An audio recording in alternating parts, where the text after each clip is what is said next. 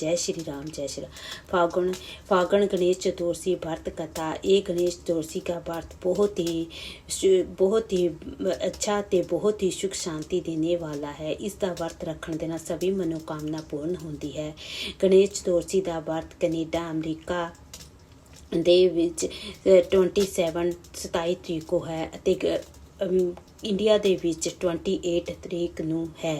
गणेश चतुर्थी व्रत दे फागुन गणेश चतुर्थी व्रत कथा। विष्णु शर्मा नाग को ब्राह्मण किया। पार्वती पूछे कि हे गजानन, फागुन गणेश चतुर्थी को गणेश जी की पूजा कैसे करनी चाहिए? इस महीने में किस नाम से पूजन होता है और आहार में क्या ग्रहण करना चाहिए? गणेश जी ने कहा, हे माता, फागुन गणेश चतुर्थी को हेरब नाम से गणेश जी की पूजा करनी चाहिए। पूजा का विधान प्रोक्त रूप से है। इस दिन खीर में कनेर के फूल मिलाकर गुलाब बांस की लकड़ी से हवन करना चाहिए। विद्वानों का मत है कि आहार में घी और चीनी ले। इससे संबंधित एक पूर्व काल का इतिहास सुनाता हूँ। दुष्टों के प्रश्न उत्तर में जैसा श्री कृष्ण जी ने कहा उसे मैं सुनाता हूँ। श्री कृष्ण जी ने कहा कि प्राचीन काल में उपनानाशन नाम के एक राजा हुए। वह धर्मात्मा उद्धारदाता देवताओं ब्राह्मणों का पूजित था। उस राजा के राज्य विष्णु शर्मा नाम के एक तपस्वी ब्राह्मण रहते थे। वह वेद वेदता या धर्म शास्त्र ज्ञात थे।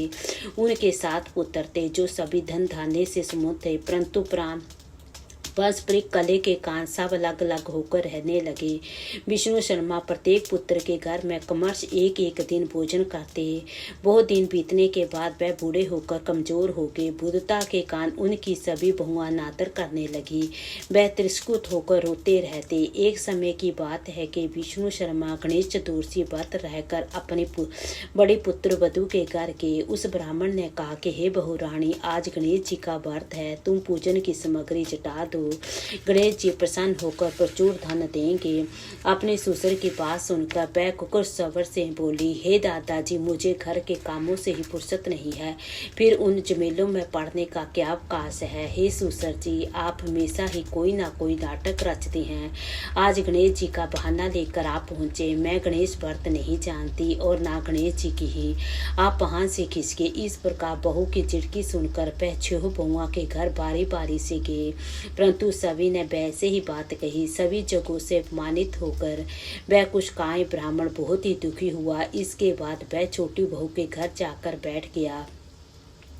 छोटी बहू बहुत ही धनहीन थी। वह संकोच में पड़कर कहने लगा। ब्राह्मण ने कहा, अरे बहू रानी, अब मैं कहाँ जाऊँ? 6 बहुओं ने फटकार दिया, तुम्हारा वहाँ तो व्रत सामग्री एकत्र करने का कोई साधन नहीं दिख रहा। मैं सर्वे बहुत बुद्ध हूँ। हे कल्याणी बहू, मैं बार बार सोचता हूँ कि इस व्रत में सिद्धि मिलेगी और सभी कष्टों का अंत होगा। अपने ससुर की बात सुनकर छोटी बहू कहने लगी। बहू ने कहा कि हे दादाजी, आप इतने दुखी क्यों हो रहे हैं? आप अपनी इच्छा के अनुसार व्रत कीजिए। मैं भी आपके साथ संकटनाशक व्रत को करूंगी। इससे हमारे दुखों का निवारण होगा। इतना कहकर छोटी बहू घर के बाहर जाकर भिक्षा मांग लाई। अपने और ससुर के लिए अलग अलग लड्डू बनाए। चंदन, फूल, धूप, अक्षत, फल, दीप, नैवेद्य और तांबुल उसने सब अलग अलग करके ससुर के साथ पूजन किया। पूजन के बाद उसने ससुर को सम्मानपूर्वक भोजन कराया। भोजन के पास से सर्वे कुछ भी ना खाकर निराहार रही। हे देवी, अर्धरात्रि के बाद उसके ससुर विष्णु शर्मा को 2 दस्त होने लगा, जिससे उसके दोनों पैरों पर छिट्टे पड़ गए। उसने ससुर के पैर धुलाकर शरीर पोछा। पर शोक करने लगी कि मुझे हतभाग्नि के कारण आपकी ऐसी दशा क्यों हुई? हे दादाजी, रात को अब क्या कहाँ जाऊँ? मुझे आप कोई उपाय बतलाइए। रात भर विलाप करते रहने के कारण अनजाने में उसका जागरण भी हो गया और फिर वह सुबह हुआ।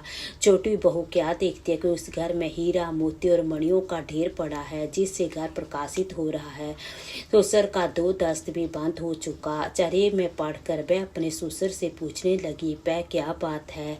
वह संपत्ति किसकी है? अरे इतना मणि मूंगा आदि घर कहाँ से आ गया? हे दादाजी, क्या कोई आप हम लोगों को चोरी में फंसाने के उद्देश्य से तो घर में नहीं डाल गया?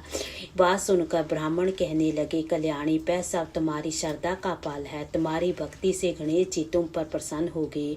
इस व्रत के प्रभाव से गणेश जी ने तुम्हें इतनी संपत्ति दी है। बहू कहने लगी, हे दादाजी, आप धन्य हैं। आपकी कृपा से ही गणेश जी प्रसन्न हुए, मेरी दृढ़ता दूर हुई, घर में तोल संपत्ति आई और आपकी कृपा से ही धन्य हुई। और वह ससुर से बार बार कहने लगी। अब छोटी बहू के घर में अपार संपत्ति देखकर अन्य सभी बहुओं ने क्रोध की सीमा न रही। उन्होंने कहा कि बूढ़े ने अपने पूर्ण सचित धन को दे डाला।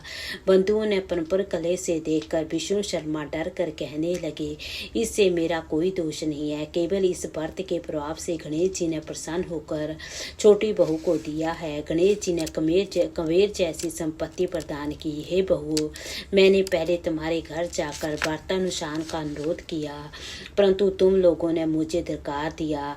छोटी बहू ने भिक्षा मांगकर पूजन सामग्री जुटाई। इसके कारण से गणेश जी प्रसन्न होकर संपत्ति प्रदान की है।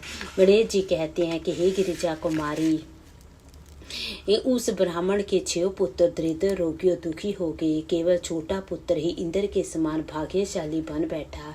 वह 6 आपस में होड़ करते हुए फागुन कृष्ण गणेश चतुर्थी का व्रत करने लगे। इस व्रत के करने से वह भी सब कमस्त धनवान बनते गए। इस प्रकार दूसरे लोग भी जो इस व्रत को करेंगे, उनका घर भी धन धान्य से भरा पूरा रहेगा। श्री कृष्ण जी कहते हैं, हे पुरुषोत्तम दुष्ट, गणेश चतुर्थी व्रत के प्रभाव से राज्य की कामना वाले को राज्य की प्राप्ति होती है। इसीलिए हे राजन, आप भी इस व्रत को सिद्ध ही कीजिए। फलस्वरूप आप कष्टों से छूटकर राज्य का शुभ उपयोग करने लगेंगे। श्री कृष्ण जी के मुख से इस कथा को सुनकर दुष्ट बहुत प्रसन्न हुए और व्रत करके गणेश जी की कृपा से अखंड राज्य के अधिकारी हुए। बोल श्री गणेश भगवान की जय।